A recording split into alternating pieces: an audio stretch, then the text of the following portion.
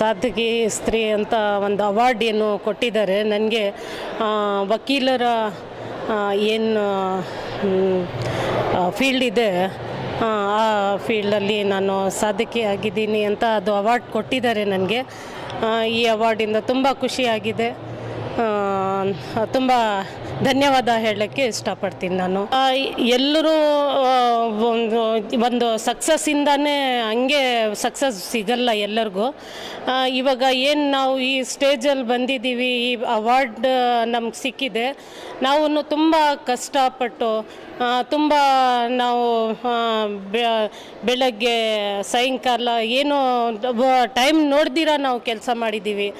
ಅದರಲ್ಲಿ ಕಷ್ಟಪಟ್ಟಿದ್ದಕ್ಕೆ ಈ ಅವಾರ್ಡ್ ನಮ್ಗೆ ಸಿಕ್ಕಿದೆ.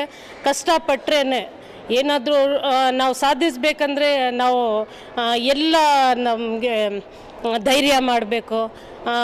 ಈ ಸೋಲು ಗೆಲುವು ಇರುತ್ತೆ, ಅದಕ್ಕೆ ನಾವು ಇವಾಗ ಸೋಲು ಆಯ್ತಲ್ಲ ಅಂತ ನಾವು ಖಂಡಿತ ಸ್ಟಾಪ್ ಆಗಬಾರ್ದು. ನಾವು ಮುಂದೆ ಬರಬೇಕು. ನಾವು ಹಠ ಮಾಡಿದ್ರೆ ಮಹಿಳೆಯರು ಏನು ಬೇಕಾದರೂ ಸಾಧಿಸ್ಬೋದು. ಇವಾಗ ಎಲ್ಲರಿಗೂ ಆ ಥರ ಒಂದು ದೇವರು ಒಂದು ಇದು ಕೊಟ್ಟಿರ್ತಾರೆ.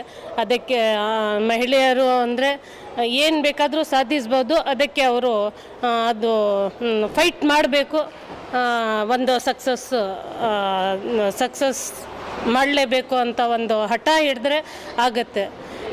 ಯಾರಾದರೂ ನಮಗೆ ಪ್ರಾಬ್ಲಮ್ಸ್ ಇದೆ ಅಂದರೆ ಇರುತ್ತೆ ಎಲ್ಲರಿಗೂ. ಅದು ಫೇಸ್ ಮಾಡಿ ಮುಂದೆ ಬಂದು ಒಂದು ಸಕ್ಸಸ್ ಆಗ್ತೀವಿ ಅಂತ ಒಂದು ಸಾಧನೆ ಮಾಡಬೇಕು. ಅದೇ ರೀತಿ ನಾವು ರಾಜ್ ನ್ಯೂಸ್, ರಾಜ್ ಮ್ಯೂಸಿಕ್ ಅವರಿಗೆ ಈ ಅವಾರ್ಡ್ ಕೊಟ್ಟಿದ್ದಕ್ಕೆ ತುಂಬ ಧನ್ಯವಾದ ಹೇಳ್ತೀವಿ. ಎಲ್ರಿಗೂ ನಮಸ್ಕಾರ. ಈ ದಿನ ನಾವು ನಮ್ಮ ಸೊಸೆ ಮತ್ತು ಅವರ ಜೊತೆಗೆ ಎಲ್ಲ ಸ್ತ್ರೀ ಶಕ್ತಿ ಸಾಧಕರಿಗೆ ಒಂದು ಪ್ರಶಸ್ತಿಯನ್ನು ನೀವು ಕೊಟ್ಟಿರೋದು ಬಹಳ ಸಂತೋಷ.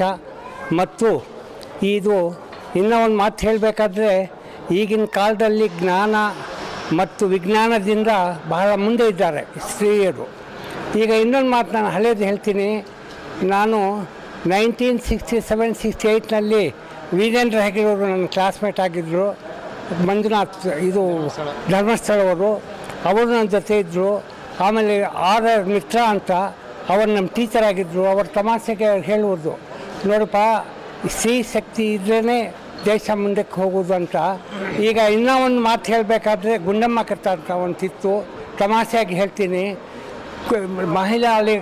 ಮಹಿಳಾ ಲೋಕಂ ಎಪ್ಪಡೋ ಲೇಸಿನ್ ಅಂತ ಹೇಳಿದರು. ಹಾಗೆ ಥರ ಈಗ ಹೇಳ್ತಾ ವಾತಾವರಣ ನೋಡ್ತಾ ಇದ್ದರೆ ನಿಜವಾಗಿ ಈ ಸ್ತ್ರೀ ಶಕ್ತಿ ನಮಗಿಂತ ಭಾಳ ಮುಂದೆ ಇದ್ದಾರೆ.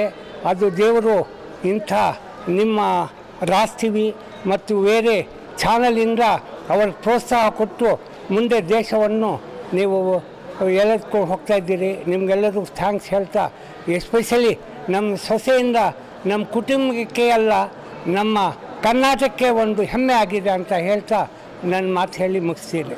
ಜೈ ಹಿಂದ್, ಜೈ ಕರ್ನಾಟಕ.